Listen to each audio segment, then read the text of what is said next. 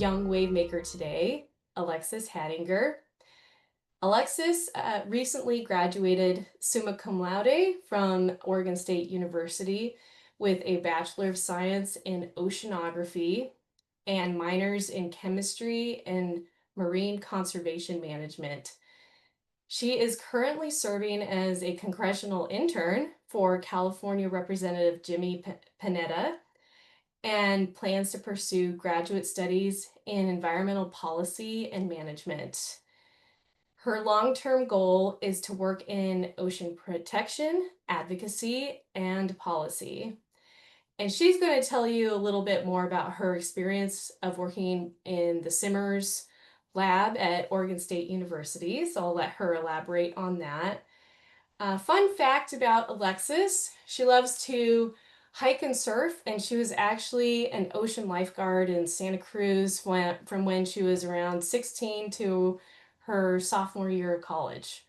If you have any questions for Alexis during her presentation, feel free to drop them in the Q&A section at the bottom of your screen or in the webinar chat, either way.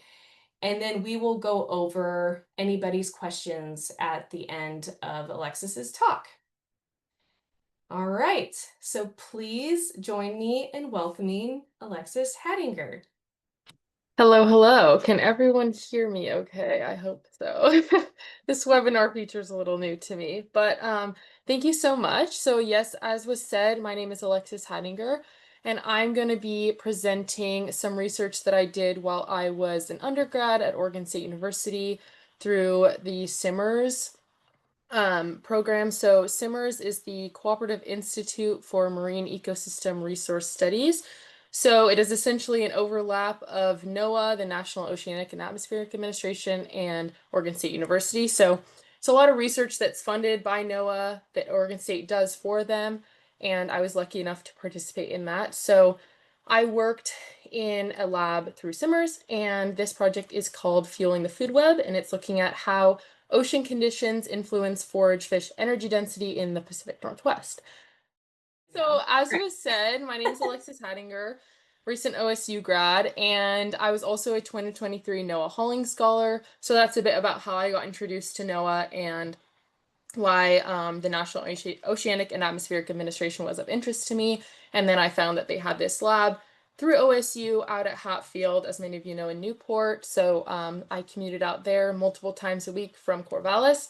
Wasn't the most fun drive in the rain, in the winter, in the dark, but you know, we did it for this fish science. So I majored in oceanography. So this project and this research was a little bit out of my comfort zone, as a lot of the studies that I had during school were mostly physical, chemical, biological aspects and processes of the ocean, less about fish. So that's also why this lab was of interest to me. And as was said, I'm also a congressional intern in the office of Jimmy Panetta. So that's another thing that's just expanding my skills and seeing how I can get involved in policy. And then I'm hoping to pursue a master's degree and then go into a career, hopefully fighting climate change and protecting our oceans. So let's get into it. So a little background.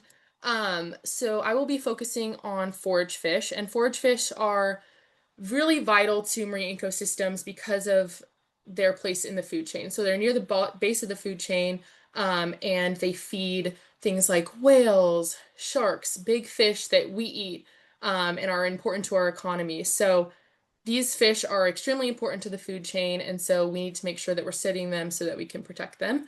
And this project aims to look at how their energy content changes with different ocean conditions, and specifically looks at the month of June because that's where we had data from. That's when the transects were taken. And then you can see on the screen there's the year ranges that we had. 2018 is missing. Can't remember why, to be honest, but so we have a pretty good range, especially this is 2013 to 2024 is kind of, we've seen a lot of really big changes as far as our climate. So this was a really good section of time to study. And then our goal, like I said, is to understand how climate change is affecting these really key species so we can protect them, we can protect our cetaceans and our other marine mammals and marine creatures, as well as our economy with our fishing industry in the Pacific Northwest. So, a little bit about my methods. I'm going to go into somewhat detail because I find them really interesting personally, but you can enjoy these fish pictures otherwise. And so, the species that we looked at were Pacific herring, Pacific sardine, whitebait, surf smelt, and the northern anchovy. So, I'm sure many of those are familiar to some of you. But what we did, our steps for the lab work, first were our fish were necropsied, weighed, and then dried, measured and dried in the oven. So you can see on the left, we have a picture of me measuring our white bait, and then we have a picture of one of the necropsies below. And so we were taking out the stomachs for analysis on a separate project. I wasn't involved in that, but I was a part of taking out the stomachs so they could be analyzed, and then measuring and weighing the fish pre and post so that we could do our analysis properly. And then I used bomb calorimetry to run each sample, and that gave us the calories per gram of the fish. And so you can see in the picture where the one that I'm in, I'm actually creating a pellet and I'm trying to connect a wire to that pellet. So essentially what we did, I find this really interesting. Sorry if this is too much detail for some of you, but we were essentially blowing up the fish pellets.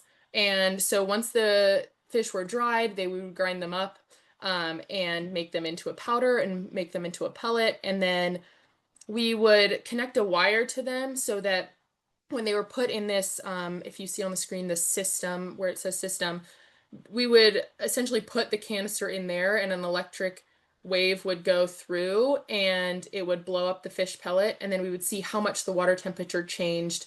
And so that would give us the amount of energy that was in that pellet. And then we can see based on the pellet weight, and we can multiply that for the entire fish and be like, okay, how much energy was in that fish.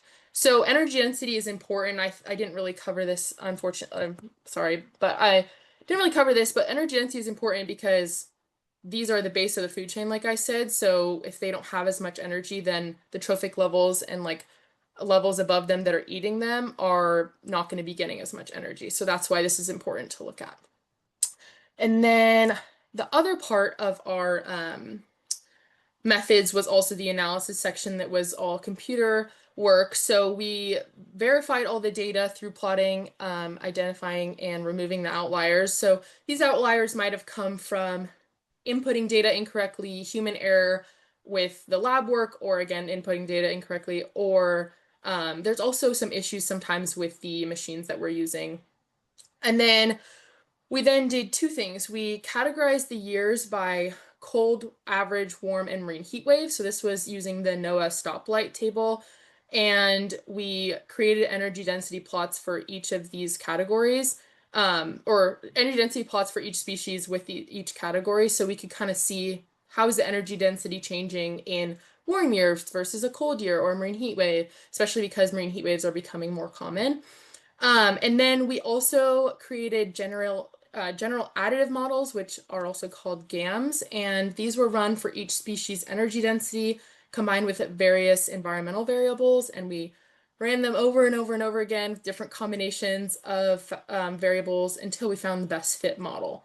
And so you can see on the right the extensive list of environmental variables that we looked at. So we're looking at things that are pretty self-explanatory, some of them like sea surface temperature, but then other ones that might be more complex, like the coastal upwelling and the El Nino index and copepod biomass. So we're really looking at physical, biological, and chemical factors that come into this ocean conditions that we called. But we were looking at really broad range, but again, we're going to want to look at more of those in the future, and I'll touch on that later. So I know we're going to get into some of the results. It might be a little bit overwhelming. There's a lot of graphs, but I'll kind of go into detail of what they mean in the conclusions. But this was the temperature categories, like I said, cold, average, warm, and marine heat wave. And so you can see that each species, we made a graph for them and looked at how their energy density, which is on the y-axis, changed for those different categories. And so I thought it was really interesting that there's just a lot that we didn't expect, and I'm gonna kind of touch on that later. But you can see that some of them are statistically different, statistically significantly different, I should say, from each other, and some are not. and that's why they're labeled A, B, and AB. And then the next thing we did, as I said, was do some GAMS models. So you can see each of the GAMS for the different species, and I will again go into this more later, but you can kind of see there's some positive and negative relationships for different species, and then you can also see the p-values and the r-squared values and the deviance explained for the statistic nerds in here. Okay, so some key takeaways. This is kind of where I'm going to break it down because I know that those graphs were a lot.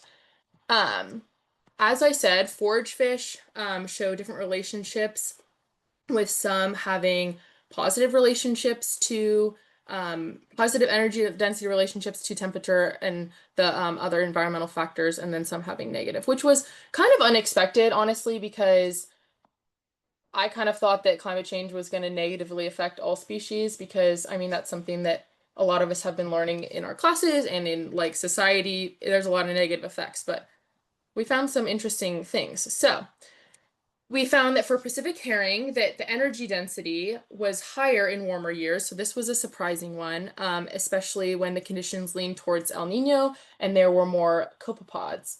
And then for Pacific sardine, sorry, my dog's trying to get in. For Pacific sardine, it was more energy dense in colder conditions. So this was kind of something that was more expected and completely opposite of Pacific herring. And when the currents were positively related to their food. And then whitebait and surf melt we kind of grouped together because they both showed a significantly higher energy density during mean heat waves. Again, extremely surprising. And then whitebait benefited from El Nino conditions, and surf smelt showed a negative relationship with having the northern copepods. But for this, it seemed like we needed some more data. And then speaking of more data, the northern anchovy, I don't know if you noticed, but they didn't have a GAMS model. So we actually we ran the temperature categories for them and found that they had lower energy density in warm ocean years, which is, was kind of the more predicted trend, but we also found no clear link to environmental factors. And so this was due to a lack of data for northern anchovies. So in the future, we'd want to be able to have more fish, and then also pick a range of environmental factors that's larger, so that maybe we can find some that, that fit the northern anchovy. So to conclude, as I said, forage fish respond in a variety of ways to climate change, and so the management of these species is really important and needs to be closely monitored and very specific to the species because they all react differently, because they're all really important to the marine food web. And so we need to make sure that they are monitored and we are thoroughly investigating how climate change is affecting them, because that also goes on to how is climate change affecting the larger marine mammals and the fish that we eat and care about. And then next steps include growing sample sizes, as I said, and growing the number of years of data we're looking at. Again, we looked at 2013 to 2024, skipping 2018. So we really, we do have samples from before then. It just was too much work for me to do during my time there. So I think in the future, we'd want to add the earlier ones and then keep gaining samples from 2024 on. And then we also want to pick more environmental conditions, but the environmental condition data is all reliant on what other researchers are doing, because a lot of the data we got was from NOAA researchers and the NOAA stoplight table and things like that, which is all from data that's coming in through scientists. So it also relies on other people. It's not just something that we can add. And then investigating the reason behind these energy density trends, because we found some really surprising results. And so that's something that we would want to look into. And that's a question that I have personally, is just, why is this happening? And I think my prediction, after talking to my mentor a little bit through this project, when we saw higher energy density, which you would think would mean a healthier fish, they're more energy dense, there's more calories per gram in the fish. We were kind of like, that means they're, quote, healthier. So why is that happening during these marine heat waves and things that you'd think would negatively affect species? And they do affect some species negatively, as we saw, but some of them, they were looking really good. And so our prediction was that because they're in warmer water, that their metabolism was therefore sped up a little bit, and so they were actually eating more, and so they became more energy dense. But the issue that is with that is there's not always more food to eat, and so if you're going to eat up all your food supply, then you're going to have an issue. And so that's something that would just again need to be more researched through this project. And thank you so much. If anyone has any questions, please let me know. Awesome. Great job, Alexis. Super, super interesting and very, very complex in a way. I mean, you're looking It at, was all new to me when I came to the lab, so believe me. yeah. No, it's just complex in that, like, it's this little piece of this very big web, like the food web, this little part can actually have this really big consequence in 100%. other parts of the ecosystem. And so I can see how understanding this part is really key to understanding how climate change is going to affect our oceans. And I also did have one note I forgot to say. If you scan this QR code, crossing my fingers it worked. I had some issues with it earlier, but it has my references and acknowledgments, but also has information on the ocean conditions because I listed them, but some of them are not, they're pretty complex. And so there's a little like paragraph about each one that kind of describes it if anyone's curious about some of the conditions that we used. Cool. That's great. I love having some follow-up information for people in case they want to learn more.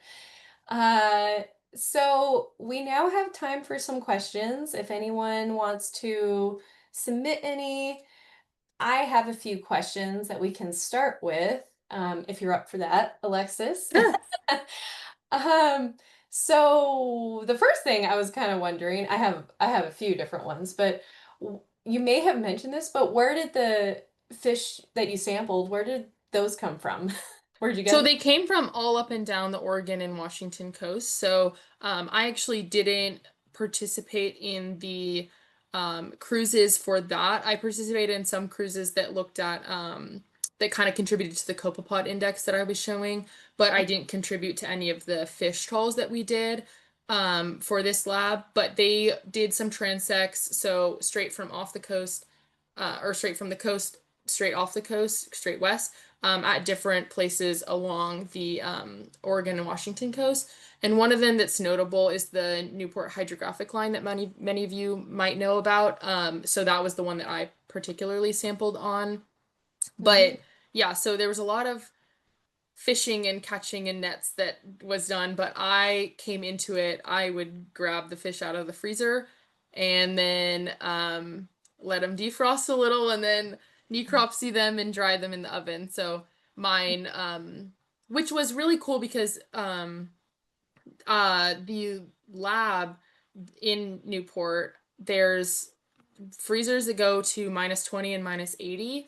And so we had samples from, like I said, 2013. We had earlier ones, as I mentioned as well.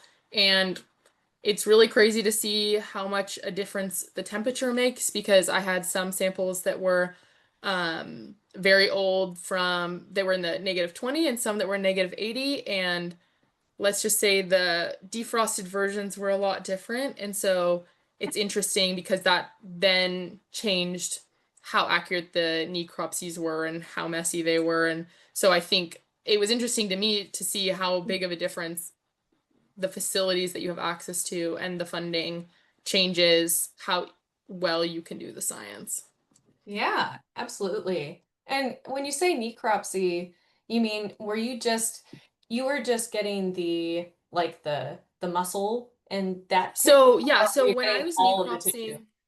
necropsying, for my necropsies, I would remove the stomach. I would also classify the Oh. fish by gender, for other analysis they're doing, and also we would weigh them and measure them because one of my friends also did a research project similar to mine that was more how does the length and weight of the fish change with these ocean conditions. So we use all that data, and then I took out the stomachs, and those were used for stomach analysis to look at what they were eating. And then another way to look at what they're eating is through stable isotope analysis. So I also took muscle tissue for that, which you only need a very small amount.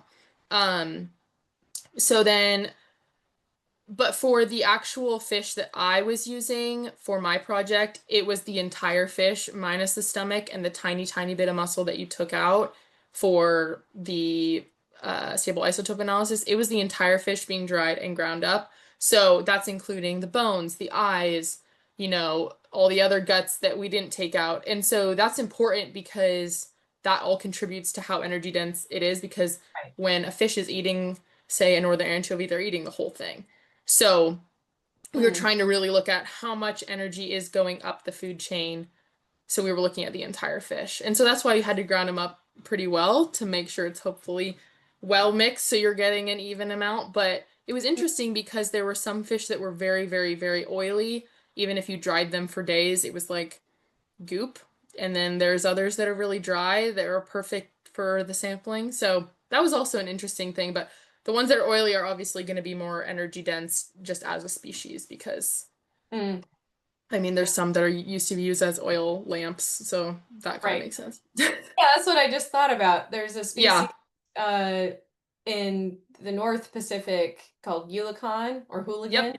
Yeah, And we did Yolicon. We didn't use them in this oh, project, but we did have them. yeah. And we also had things like we also were doing crab megalopia as well, and Okay. uh squid and things like that, but I just didn't include them in this project because I specifically wanted to look at these set of forage fish. Mm. But yeah, we did a lot of different species, but they were all in that kind of the same trophic level, like Mm. same level of forage fish. Yeah. Yeah. Excuse me. Do you have any ideas as to why I know I told you I was going to ask you this question. Why some fish were their energy density increased and why some went down? And if you have just like a guess, obviously Really there's don't have any idea, but my guess would just be what do they eat mm, and how is what they eat affected by marine heat waves and ocean temperature changes, but yeah, also, it also just depends on their physiology and how like susceptible they are to these changes. So I think it's kind of a mix, but I think it's a mix of like the actual fish itself and then the diet of the fish. right. But like I said, I was really surprised to find some of them having positive relationships to marine heat waves, and yeah, that was Yeah, that was definitely shocking to me when I did this project. yeah, and maybe speaks more to the aspect of like obviously climate change is going to have some negative impacts on animals, on their populations. Mm-hmm. But the other way to look at it is that it it changes our current knowledge. It makes things more unpredictable. 100%, So 100%. it's like, yeah, some animals might actually benefit, in big Yeah. quotation marks from the water increasing, but that's something that we haven't experienced, and so that makes it harder for us to anticipate what's around the corner in terms of Yeah, there ocean. was also, I noticed on some of our GAMS models, I'm sure that you guys noticed that the lines weren't, perfectly linear, and a lot of them kind of had a curve to them. And so they kind of flatlined some of them, either negatively or positively. And so that kind of shows us that, okay, versus a cold versus a average versus warm, it might be increasing energy density, but then it flatlines. Like it Mm, only increases it and helps it to an extent. So I think that was also something that was interesting was like, what is the capacity for it to influence it and where does it flatline? And I think, again, that's just why we need more samples and to do more of this research yeah, in general. more science. Yes, more science More of always. it. Well, I'm a former fisheries scientist, so I could talk to you about this all day, but we'll probably have to wrap it up here pretty soon. So thank you, Alexis, for your Of really course. talk. Really enjoyed it. And to those still on the webinar, if you want to share this with anyone, I am going to be posting Alexis's talk to our YouTube channel. So Cape Perpetua Collaborative has a YouTube channel, and there's a Young Wavemakers playlist. So I'll be adding it there. I'm also putting together our talks into a podcast format. So keep an eye out for that.